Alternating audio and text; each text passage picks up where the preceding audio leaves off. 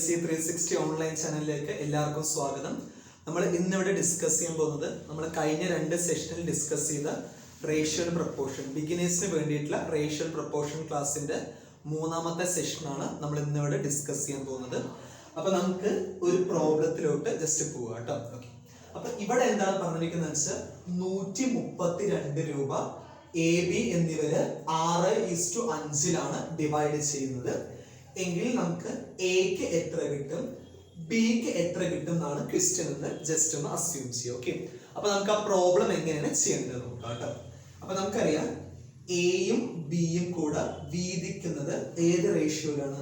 6:5 വീതിക്കുന്നത് അല്ലെ. അപ്പൊ ഇത് എന്താണ് ഉദ്ദേശിക്കുന്നത് വെച്ചാൽ എക്ക് 6 രൂപ കിട്ടുന്ന അവസരത്തില് ബിക്ക് 5 രൂപയാണ് കിട്ടുക അല്ലെ. അപ്പൊ നമുക്ക് എന്ത് പറയാൻ പറ്റും? എക്കും ബിക്കും കൂടെ കിട്ടിയ തുക എന്ന് പറയുന്നത് എത്രയായിരിക്കും വരിക? എക്ക് 6ഉം ബിക്ക് 5ഉം പറഞ്ഞ എക്കും ബിക്കും കൂടെ കിട്ടിയ തുക എന്ന് പറയുന്നത് എത്രയായിരിക്കും വരിക? 11 ആയിരിക്കും വരിക അല്ലെ. പക്ഷെ നമുക്ക് എന്താ തന്നിരിക്കുന്നത്? എയും ബിയും കൂടെ വീതിക്കുന്നത് 132, അല്ലെങ്കിൽ എക്കും ബിക്കും കൂടെ കിട്ടുന്ന തുക എത്ര തന്നിരിക്കുന്നത്? 132 എന്നാണ് തന്നിരിക്കുന്നത് അല്ലെ. അതായത് 11ന് പകരം അല്ലെ. ഇവിടെ നമ്മൾ കണക്കാക്കുന്നത് റേഷ്യോ കൺസെപ്റ്റ് ആണ് കണക്കാക്കുന്നത്. അതിൽ നിന്നും നമ്മൾ എന്തിലോട്ടാണ് എത്തുന്നത്? ആക്ച്വലിലോട്ടാണ് എത്തേണ്ടത് അല്ലെ. നമ്മൾ ഫസ്റ്റ് സെഷനിൽ ഡിസ്കസ് ചെയ്ത കൺസെപ്റ്റ് ആണ് ഇവിടെ വരുന്നത്. റേഷ്യോയിൽ നിന്നും എങ്ങനെയാണ് ആക്ച്വൽ കൺസെപ്റ്റിലോട്ട് എത്തുക എന്നാണ് കണക്കാക്കുന്നത് അല്ലെ. അപ്പൊ 6:5 റേഷ്യോ എങ്കിൽ എ പ്ലസ് ബി എന്ന് പറയുന്നത് നമുക്ക് എത്രയായിരിക്കും കിട്ടുക? 11 ആയിരിക്കും കിട്ടുക അല്ലെ. അപ്പൊ 11 എന്ന് പറയുന്ന റേഷ്യോന് പകരം നമുക്ക് ഇവിടെ എത്ര തന്നിരിക്കുന്നത്? യഥാർത്ഥത്തിൽ എക്കും ബിക്കും കൂടെയുള്ള മൂല്യം എന്ന് പറയുന്നത് 132 ആണ് അല്ലെ. അപ്പൊ നമുക്ക് എന്ത് പറയാൻ പറ്റുന്ന വെച്ചാൽ റേഷ്യോ പ്രകാരം എക്കും ബിക്കും കൂടെയുള്ള മൂല്യം എന്ന് പറയുന്നത് 13 ആണ്. പക്ഷെ നമ്മുടെ ആക്ച്വൽ കൺസെപ്റ്റ് ആണ് നോക്കുന്നതെങ്കിൽ നമുക്ക് എത്ര തന്നിരിക്കുന്നത്? 132 ആണ് തന്നിരിക്കുന്നത് അല്ലെ. അതായത് അംശബന്ധ പ്രകാരം 11, യഥാർത്ഥത്തിൽ പക്ഷെ എത്രയാണ്? 132 ആണ് അല്ലെ. അതായത് 11 എന്ന് പറയുന്നത് 132 ഈക്വല് എങ്കിൽ 1 എന്ന് പറയുന്നത് എത്രയാണ് ഈക്വൽ ആയിരിക്കും? അതായത് 11 സാധനങ്ങളുടെ വില 132 ആണെങ്കിൽ നമ്മൾ ഒരു സാധനത്തിന്റെ വില കണക്കാക്കില്ല. അതേ കൺസെപ്റ്റ് തന്നെയാണ്. 11 132 ആണെങ്കിൽ 1 എത്രയായിരിക്കും വരിക? 132/11, അതായത് 12 ആയിരിക്കും വരിക അല്ലെ. നമുക്ക് എന്താ കണക്കാക്കേണ്ടത്? എയുടെ യഥാർത്ഥ മൂല്യം കണക്കാക്കണം, ബിയുടെ യഥാർത്ഥ മൂല്യം കണക്കാക്കണം അല്ലെ. എയുടെ റേഷ്യോ പ്രകാരം എത്രയാണ്? 6 ആണ് അല്ലെ. അപ്പൊ 1 12 ആണെങ്കിൽ നമ്മൾ എന്ത് നോക്കുക? 6 എത്രയാണ് നോക്കുക. അപ്പൊ 6 എത്ര വരിക എന്ന് വെച്ചാൽ 6 × 12 72 ആണ് വരിക. ഇനി നമുക്ക് എന്താ കണക്കാക്കേണ്ടത്? ബി ആണ് കണക്കാക്കേണ്ടത് അല്ലെ. 5 ആണ് ബിയുടെ വാല്യൂ വരിക. 1 12 ആണെങ്കിൽ 5 എത്രയായിരിക്കും വരിക? 60 ആയിരിക്കും വരിക അല്ലെ. അപ്പൊ കറക്റ്റ് ആയില്ലേ? അതായത് എക്ക് 72, ബിക്ക് 60, രണ്ടുപേർക്കും കൂടെ 132 ആണ് വരിക. ഓക്കെ, നമുക്ക് അടുത്തൊരു പ്രോബ്ലത്തിലോട്ട് പോവാം. ഇവിടെ പറയുന്നത് 104 രൂപ എ ബി സി എന്നിവര് 1:2, 1:3, 1:4 എന്ന് പറഞ്ഞ അംശബന്ധത്തിലാണ് വീതിക്കുന്നത് എങ്കിൽ എക്കും ബിക്കും ലഭിച്ച തുകകൾ തമ്മിലുള്ള വ്യത്യാസം എത്രയെന്നാണ് ചോദിച്ചിരിക്കുന്നത് അല്ലെ. അപ്പൊ നമ്മള് ഫ്രാക്ഷൻ, അതായത് ഭിന്നസംഖ്യയുടെ രൂപത്തിലാണ് അംശബന്ധം തരുന്നതെങ്കിൽ അതിനെ സാധാ അംശബന്ധത്തിലോട്ട് ആക്കുന്നത് നമ്മൾ എന്ത് ചെയ്തിട്ടുണ്ടായിരുന്നു? നേരത്തെ സെഷനിൽ ഡിസ്കസ് ചെയ്തിട്ടുണ്ടായിരുന്നു അല്ലെ. അപ്പൊ നമുക്കിത് എങ്ങനെയാണ് ഇവിടെയും നമുക്ക് ചെയ്യേണ്ടതെന്ന് നോക്കാം അല്ലെ. അപ്പൊ നമുക്കറിയാം 1/2 1/3 1/4 ആണ് തന്നിരിക്കുന്നത് അല്ലെ. അപ്പൊ നമുക്ക് ഇതിനെ സാധാ റേഷ്യോയിലോട്ട് എങ്ങനെ മാറ്റാം എന്ന് വെച്ചാൽ എല്ലാത്തിന്റെയും ഡിനോമിനേറ്റേഴ്സ് ഏതൊക്കെ നോക്കുക. ഏതൊക്കെ വരുന്നത്? 2, 3, 4 ആണ് ഡിനോമിനേറ്റേഴ്സ് വരുന്നത് അല്ലെ. ഓക്കെ, നമുക്ക് LCM മെത്തേഡ് വെച്ചിട്ടാണ് നമ്മൾ ഇത് ചെയ്യുന്നത്. 2, 3, 4 ആണ് ഡിനോമിനേറ്റേഴ്സ് വരിക. അപ്പൊ 2, 3, 4ന്റെ LCM നമ്മൾ കണക്കാക്കുകയാണെങ്കിൽ നമുക്ക് എത്ര പറയാൻ പറ്റും? 2 ഒരു തവണ 3 2 ആണ് വരിക. അപ്പൊ LCM എന്ന് പറയുന്നത് എത്രയായിരിക്കും വരിക? 2 × 1 × 3 × 2 ആണ് വരിക അല്ലെ. അപ്പൊ 12 ആണ് നമുക്ക് എന്ത് വരിക? LCM വരിക അല്ലെ. അതായത് LCM എന്നതുകൊണ്ട് എന്താണ് ഉദ്ദേശിക്കുന്നത് വെച്ചാൽ ഈ 3 സംഖ്യകൾ കൊണ്ടും പൂർണ്ണമായിട്ടും ഹരിക്കാൻ പറ്റുന്ന ഏറ്റവും ചെറിയ സംഖ്യയാണ് LCM എന്നതുകൊണ്ട് ഉദ്ദേശിക്കുന്നത്. ഓക്കെ, അപ്പൊ നമ്മൾ ഇവിടെ ചെയ്യേണ്ട ആദ്യത്തെ കാര്യം എന്താന്ന് വെച്ചാൽ റേഷ്യോസ് ഫ്രാക്ഷൻ അല്ലെങ്കിൽ ഭിന്നസംഖ്യയുടെ രൂപത്തിലാണ് തന്നിരിക്കുന്നതെങ്കിൽ നമ്മൾ എന്ത് ചെയ്യാം, ആ ഫ്രാക്ഷൻസിന്റെ ഡിനോമിനേറ്റേഴ്സ് ഏതൊക്കെയാണ് നോക്കുക. എന്നിട്ട് ആ ഡിനോമിനേറ്റേഴ്സിന്റെ നമ്മൾ എന്ത് കാൽക്കുലേറ്റ് ചെയ്യുക, LCM എത്രയെന്ന് കാൽക്കുലേറ്റ് ചെയ്യുക. ഓക്കെ, ഇനി നമുക്ക് എയും ബിയും സിയും തമ്മിലുള്ള റേഷ്യോസ് എങ്ങനെ കാൽക്കുലേറ്റ് ചെയ്യാന്ന് വെച്ചാൽ 12 ഇവിടെ LCM അല്ലെ. 12നെ നമ്മൾ എന്തുകൊണ്ട് ഗുണിക്കുക, എയുടെ വാല്യൂ എന്ന് പറയുന്നത് 1/2 കൊണ്ട് ഗുണിക്കുക. ബി ആണ് കണക്കാക്കുന്നതെങ്കിൽ 12നെ 1/3 കൊണ്ട് ഗുണിക്കുക. സി ആണെങ്കിൽ 12നെ നമ്മൾ 1/4 കൊണ്ട് ഗുണിക്കുക. അപ്പൊ 12 × 1/2 എന്ന് പറയുമ്പോൾ 6 ആണ് വരിക. 12 × 1/3 എന്ന് പറയുമ്പോൾ 4 ആണ് വരിക. 12 × 1/4 എന്ന് പറയുമ്പോൾ 3 ആണ് വരിക അല്ലെ. അപ്പൊ നമുക്ക് എന്താ പറയാൻ പറ്റും, എയും ബിയും സിയും കൂടെ ആ തുക എങ്ങനെയാണ് വീതിക്കുന്നത്, 1/2 1/3 1/4 എന്ന് പറഞ്ഞാൽ 6, 4, 3 എന്ന് പറയുന്ന അംശബന്ധത്തിലാണ് വീതിച്ചിരിക്കുന്നത്. ക്ലിയർ ആയില്ലേ? അപ്പൊ നമുക്ക് എന്ത് പറയാൻ പറ്റും, എക്കും ബിക്കും സിക്കും കൂടെ കിട്ടിയ തുക അല്ലെങ്കിൽ ഇവർ 3 പേരും കൂടെ വീതിക്കുന്നത് എത്രയാണെന്ന് ചോദിച്ചാൽ 13 ആണ് വീതിക്കുന്നത് അല്ലെ. നമുക്ക് എന്താ കണക്കാക്കേണ്ടത്, എക്കും ബിക്കും ലഭിച്ച തുകകൾ തമ്മിലുള്ള വ്യത്യാസം അല്ലെ. അപ്പൊ എക്കും ബിക്കും ലഭിച്ച തുകകൾ തമ്മിലുള്ള വ്യത്യാസം എന്ന് പറയുമ്പോൾ അതിന്റെ അംശബന്ധം എത്ര വരിക, എക്ക് 6ഉം ബിക്ക് 4ഉം ആണെങ്കിൽ ഇവർക്ക് 2 പേർക്കും ലഭിച്ച തുകകൾ തമ്മിലുള്ള വ്യത്യാസം എന്ന് പറയുന്നത് എത്ര വരിക, 2 ആണ് വരിക അല്ലെ. ഇനി നമുക്ക് ഇവിടെ എന്താണ് തന്നിരിക്കുന്നത്, ഇവർക്ക് 3 പേരും കൂടെ വീതിക്കുന്ന തുക അല്ലെങ്കിൽ 3 പേർക്കും കൂടെ കിട്ടുന്ന തുക എന്ന് പറയുന്നത് 104 ആണ് തന്നിരിക്കുന്നത് അല്ലെ. അപ്പൊ നമുക്കറിയാം റേഷ്യോ പ്രകാരം ഇവർക്ക് 3 പേർക്കും കൂടെ കിട്ടുന്നത് എത്രയെന്നാ പറയുന്നത്, 13 എന്നാണ് പറയുന്നത്. 13ന് പകരമാണ്, അതായത് റേഷ്യോ പ്രകാരം കണക്കാക്കുമ്പോൾ ഇവർക്ക് 3 പേർക്കും കൂടെ 13 ആണ് കിട്ടുന്നത്, അതായത് റേഷ്യോ കൺസെപ്റ്റ് പ്രകാരം അല്ലെ. പക്ഷെ യഥാർത്ഥത്തിൽ ആക്ച്വൽ കൺസെപ്റ്റ് ആണ് നമ്മൾ നോക്കുന്നതെങ്കിൽ ഇവർക്ക് 3 പേർക്കും കൂടെ ലഭിക്കുന്നത് 104 ആണ് ലഭിക്കുന്നത് അല്ലെ. അപ്പൊ 13 104 ആണെങ്കിൽ നമ്മൾ എന്താ കണക്കാക്കേണ്ടത്, 2 എത്ര എന്നാണ് കണക്കാക്കേണ്ടത് അല്ലെ. അപ്പൊ നമുക്ക് കറക്റ്റ് ആയിട്ട് അറിയാം, റേഷ്യോ പ്രകാരം 13 എന്ന് പറയുന്നത് എന്തിന് തുല്യമാണ്, 104നാണ് തുല്യമാകുന്നത്.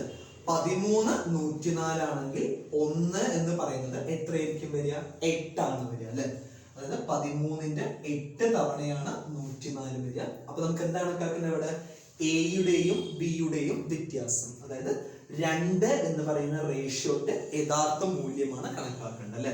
13 104 ആണെങ്കിൽ നമ്മൾ എന്താണ് കണക്കാക്കുന്നത്, 2 എത്രയെന്ന ചോദിക്കേണ്ടത്, അതായത് 2 × 8 എന്ന് ചെയ്യുക, എത്രയായിരിക്കും വരിക, 16 ആണ് എയുടെയും ബിയുടെയും വ്യത്യാസം വരിക. ഓക്കെ ഓക്കെ, നമുക്ക് അടുത്ത ഒരു പ്രോബ്ലത്തിലോട്ട് പോവാം. ഇവിടെ പറയുന്നത് XYZ എന്ന് 3 പേര് 7, 8, 16ലാണ് ഒരു തുക വീതിക്കുന്നത് അല്ലെ.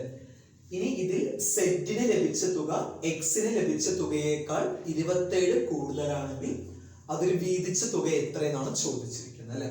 അപ്പൊ നമുക്ക് വളരെ എളുപ്പമുള്ള ഒരു പ്രോബ്ലം ആണ്, എല്ലാവരും ശ്രദ്ധിക്കാം. XYZ ഇവര് 3 പേരും വീതിക്കുന്ന റേഷ്യോ എത്രയാണ്, 7:8:16ലാണ് വീതിക്കുന്നത് അല്ലെ. ഇനി എന്താണ് പറഞ്ഞിരിക്കുന്നത്, സെറ്റിന് ലഭിച്ച തുക എക്സിന് ലഭിച്ച തുകയേക്കാൾ 27 കൂടുതലാണ്. അതായത് എന്താണ് ഉദ്ദേശിക്കുന്നത് വെച്ചാൽ സെറ്റ് മൈനസ് എക്സ് അല്ലെ, അതല്ലേ. സെറ്റിന് ലഭിച്ച തുക എക്സിന് ലഭിച്ച തുകയേക്കാൾ 27 കൂടുതൽ പറഞ്ഞാൽ ഇവർക്ക് 2 പേർക്കും ലഭിച്ച തുകകൾ തമ്മിലുള്ള വ്യത്യാസമാണ് 27 എന്ന് പറയുന്നത് അല്ലെ. അപ്പൊ ഈ റേഷ്യോ പ്രകാരം ഇവർക്ക് ലഭിച്ച തുകകൾ തമ്മിലുള്ള വ്യത്യാസം എത്രയായിരിക്കും വരിക, 9 ആണ് വരിക. എങ്കിൽ വീതിച്ച തുക എത്രയാണ് ചോദിച്ചിരിക്കുന്നത് അല്ലെ. വീതിച്ച തുക പറഞ്ഞാൽ എന്താണ് ഉദ്ദേശിക്കുന്നത്, ഇവർക്ക് 3 പേർക്കും കൂടെ കിട്ടിയ തുക എന്നാണ് ഉദ്ദേശിക്കുന്നത്. അതായത് എക്സിനും വൈനും സെറ്റിനും കൂടെ ലഭിച്ച തുക അല്ലെ. എത്ര വരിക, 7 + 8 15, 15 + 16 എന്ന് പറയുമ്പോൾ 31 ആണ് വരിക അല്ലെ. അപ്പൊ ഇതാണ് റേഷ്യോ അംശബന്ധ പ്രകാരമുള്ള വാല്യൂസ്. ഇനി ഇതില് ഏതിന്റെ ആക്ച്വൽ വാല്യൂ ആണ് തന്നിരിക്കുന്നതെന്ന് നോക്കുക. ഓക്കെ, അപ്പൊ ഈ തന്നിരിക്കുന്ന അംശബന്ധത്തിന് ഏതിന്റെ യഥാർത്ഥ വിലയാണ് തന്നിരിക്കുന്നത് ചോദിച്ചാൽ ഈ 9ന്റെ യഥാർത്ഥ വിലയാണ് തന്നിരിക്കുന്നത് അല്ലെ. അത് 9ന്റെ യഥാർത്ഥ വില എന്ന് പറയുന്നത് എത്രയാണ്? അതായത് റേഷ്യോ പ്രകാരം 9 യഥാർത്ഥത്തിൽ അതിന്റെ മൂല്യം എന്ന് പറയുന്നത് 27 ആണ് വരിക അല്ലെ. അപ്പൊ നമ്മൾ എന്താ കണക്കാക്കേണ്ടത്? 31ന്റെ വാല്യൂ അല്ലെങ്കിൽ യഥാർത്ഥ വിലയാണ് കണക്കാക്കേണ്ടത് അല്ലെ. അപ്പൊ നമുക്ക് എങ്ങനെ പറയാൻ പറ്റുന്ന വെച്ചാൽ 9 എന്ന് പറയുന്നത്, ശ്രദ്ധിക്കുക, റേഷ്യോ ആക്ച്വൽ എന്ന് പറയുന്ന രണ്ട് കൺസെപ്റ്റ് ആണ് വരിക. 9 എന്ന് പറയുന്നത് 27 ആണെങ്കിൽ 1 എന്ന് പറയുന്നത് 3 ആണ് വരിക. അപ്പൊ നമുക്ക് എന്താണ് കണക്കാക്കേണ്ടത്? 31 ആണ് കണക്കാക്കേണ്ടത് അല്ലെ. 1 3 എന്ന് പറഞ്ഞാൽ നമുക്ക് എന്ത് പറയാൻ പറ്റും? 31 എന്ന് പറയുന്നത് 93 ആണ് വരിക. അതായത് എക്സും വൈയും സെറ്റും കൂടെ വീതിച്ച തുക എന്ന് പറയുന്നത് 93 ആയിരിക്കും. ഓക്കെ, നമുക്ക് അടുത്തൊരു പ്രോബ്ലത്തിലോട്ട് പോവാം. ഇവിടെ പറയുന്നത് 3 സംഖ്യകൾ തമ്മിൽ അംശബന്ധം 2, 4, 9 എന്നാണ് പറഞ്ഞിരിക്കുന്നത് അല്ലെ. അപ്പൊ 3 സംഖ്യകളുണ്ട്, 2, 4, 9 ആണ് റേഷ്യോ അല്ലെ. ഇവരുടെ LCM 108 ആണെങ്കിൽ, അതായത് ലസാഗു 108 ആണെങ്കിൽ ചെറിയ സംഖ്യ എത്രയെന്നാണ് കണക്കാക്കുന്നത്. അതായത് 2ന്റെ യഥാർത്ഥ വാല്യൂ ആണ് നമുക്ക് എന്ത് ചെയ്യേണ്ടത്? കണക്കാക്കേണ്ടത് അല്ലെ. അതായത് ഇതാണ് ആ നമ്പേഴ്സിന്റെ അംശബന്ധം എന്ന് പറയുന്നത്. നമുക്ക് എന്താ കണക്കാക്കേണ്ടതെന്ന് വെച്ചാൽ ആ 2ന്റെ മൂല്യം എത്രയെന്നാണ് കണക്കാക്കേണ്ടത് അല്ലെ. അപ്പൊ നമ്മൾ എന്ത് ചെയ്യാന്ന് വെച്ചാൽ ഈ 2, 4, 9 ഇതിന്റെ നമ്മൾ എന്ത് കണക്കാക്കി നോക്കാം? LCM എത്രയെന്ന് കണക്കാക്കി നോക്കുക. നമുക്കറിയാം 2 ഒരു തവണ 2 തവണ 9 കഴിഞ്ഞു അല്ലെ. ഇത് നമുക്ക് ഒന്നും കോമൺ ആയിട്ട് വരില്ല. അപ്പൊ LCM 2, 4, 9ന്റെ എങ്ങനെ വരിക എന്ന് വെച്ചാൽ 2 × 1 × 2 × 9 ആണ് വരിക അല്ലെ. അപ്പൊ 4ഉം 9ഉം 36 ആണ് LCM വരിക അല്ലെ.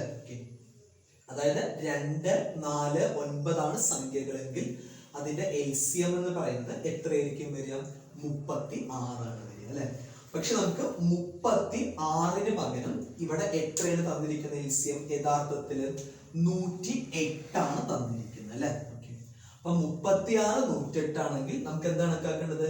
2ന്റെ യഥാർത്ഥ മൂല്യമാണ് കണക്കാക്കേണ്ടത്. അപ്പൊ നമുക്കറിയാം റേഷ്യോയിൽ നിന്നും നമ്മൾ ആക്ച്വലിലോട്ടാണ് എത്തേണ്ടത്. അപ്പൊ നമുക്ക് 36 എന്ന് പറയുന്ന റേഷ്യോ 108നാണ് ഈക്വൽ ആവുന്നത്. അപ്പൊ 1 എന്ന് പറയുന്നത് 3നാണ് ഈക്വൽ ആവുക. അപ്പൊ നമുക്ക് എന്താണ് കണക്കാക്കേണ്ടത്? ഏറ്റവും ചെറിയ സംഖ്യ എന്ന് പറയുമ്പോൾ 2 ആണ് വരിക. അപ്പൊ 2 എന്ന് പറയുമ്പോൾ എത്രയാണ് ഈക്വൽ ആയിട്ട് വരിക? 1 3 ആണെങ്കിൽ 2 എന്ന് പറയുന്നത് 6 ആയിരിക്കും വരിക. അപ്പൊ ഏറ്റവും ചെറിയ സംഖ്യയുടെ മൂല്യം എന്ന് പറയുന്നത് 6 ആയിരിക്കും വരിക.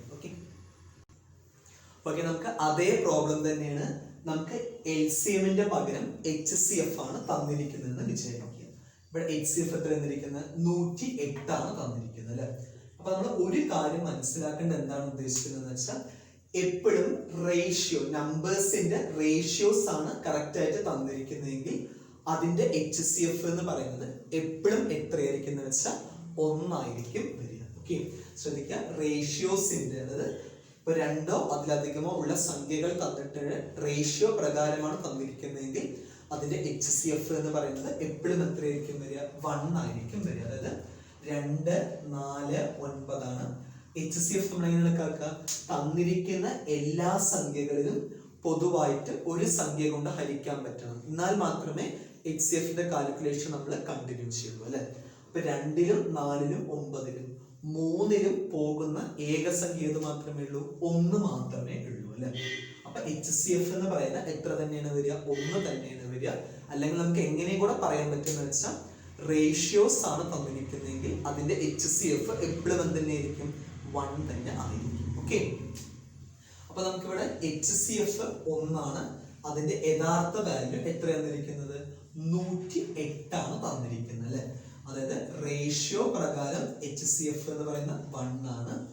യഥാർത്ഥത്തിൽ നമുക്ക് എത്ര തന്നിരിക്കുന്നത് വെച്ചാൽ 108 ആണ് തന്നിരിക്കുന്നത് അല്ലെ. അപ്പൊ 1 എന്ന് പറയുന്നത് 108നാണ് ഈക്വല്. നമുക്ക് ചെറിയ സംഖ്യയിൽ കണക്കാക്കേണ്ടത് 2ന്റെ വാല്യൂ ആണ് കണക്കാക്കേണ്ടത്. അപ്പൊ അപ്പൊ 1 108 ആണെങ്കിൽ 2 എന്ന് പറയുന്നത് എത്രയായിരിക്കും വരിക? 216 ആയിരിക്കും ഉത്തരം വരിക. ഓക്കെ ഓക്കെ, അപ്പോൾ ഈ സെഷൻ എല്ലാവർക്കും ഇഷ്ടമായെന്ന് കരുതുന്നു. ഇഷ്ടമായി കഴിഞ്ഞാൽ ഈ ചാനൽ സബ്സ്ക്രൈബ് ചെയ്യുക, ലൈക്ക് ചെയ്യുക, മാക്സിമം ഷെയർ ചെയ്യുക. എന്തെങ്കിലും ഡൗട്ടുകൾ ഉണ്ടെങ്കിൽ നിങ്ങളെ ഡൗട്ട്സ് കമന്റ് ബോക്സിൽ മെൻഷൻ ചെയ്യുക. നമ്മൾ അടുത്ത ക്ലാസ്സിൽ ആ ഡൗട്ട് ഡിസ്കസ് ചെയ്യാം. ഓക്കെ.